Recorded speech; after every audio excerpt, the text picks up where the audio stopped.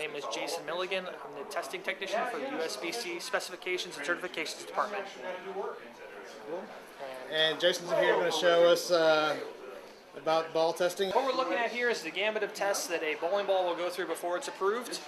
Basically, we'll start off by measuring the total weight of the ball. We'll also measure the top weight of the ball. That's basically for our own information and for testing purposes. It aids in some of our calculations. We'll run a ball through the diameter test. A ball must be within 10 thousandths of being round, or else it's a fail and it's out, done. We also run through, let me start that over. This is for diameter. The ball has to be between 8.50 and 8.589, so it gets about 89 thousandths of being in size in order to pass. Then we go to the roundness gauge. That's where it's 10 thousandths of in round. Hardness must be at least 72 on the durometer scale. We'll use this spinner to spin balls for what we call most hardness. We'll then run a piece of glass over top of the particle ball. If it scratches the glass, the ball fails. Ball will go onto a determinator to find the ball's low RG axis, or the part of the ball it spins around the easiest. Will then get marked with an X-axis, a Y-axis, or the high RG, and a Z-axis, or the intermediate RG. All those axes will be spun on an RG swing. Ball must be within RG specification, above 2.46 or below 2.789.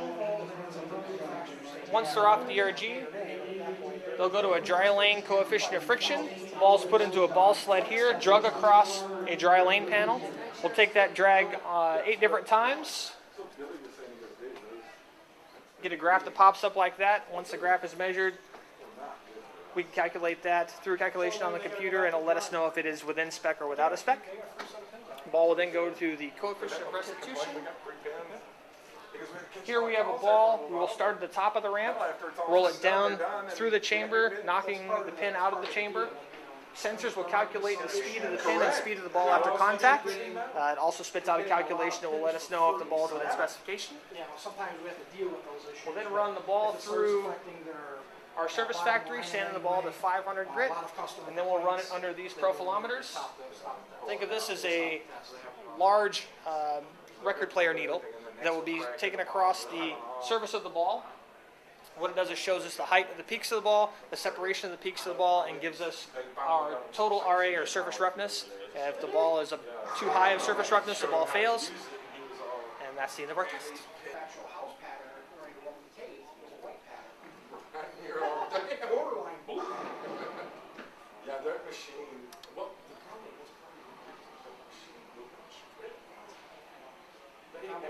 And actually, I'll grab one of those half balls and kind of give you an idea of what's going on with that right now. I guess we're kind of testing the core of the ball. Exactly. What we're doing here is we're testing the strength of the core of the ball. Right now, the very top, or the X-axis, is this marking pen. And what you're seeing is the ball is actually in there going this direction. And we're testing the radius of gyration, or how easy the ball can rotate around itself. My name is Schommer. I'm the manager here at the International Training and Research Center Pro Shop. Here we service not only elite bowlers and professionals, but the person off the street who bowls in a league once a week. When it comes to our services, whether you're a once-a-week league bowler or a top-flight professional, you get the same exact service. That means we analyze your game when you come in, which means taking you out on the lanes and looking at your style as it relates to ball speed, the amount of side spin you impart on the ball, the amount of revolutions you impart on the ball, and we look at the big picture. Then we'll come in here, discuss the differences between bowling balls and how they'd fit your game. Or if you're looking for an arsenal of 2 or 3 balls to bowl in tournaments, if you're a more serious bowler, very commonly done. The next step is the fitting process after the differences in bowling balls are discussed. And in actuality, the fitting process takes longer than the actual drilling process, because having a perfect fit is the reason that a bowler should be coming to the ITRC Pro Shop. From there, the ball gets drilled, then it's back out on the lanes where we make sure it's coming off your hand properly. If there's any adjustments that need to be made to the ball as far as surface or adjustments to the grip is concerned, that happens. And then we send you on your way to strike a lot.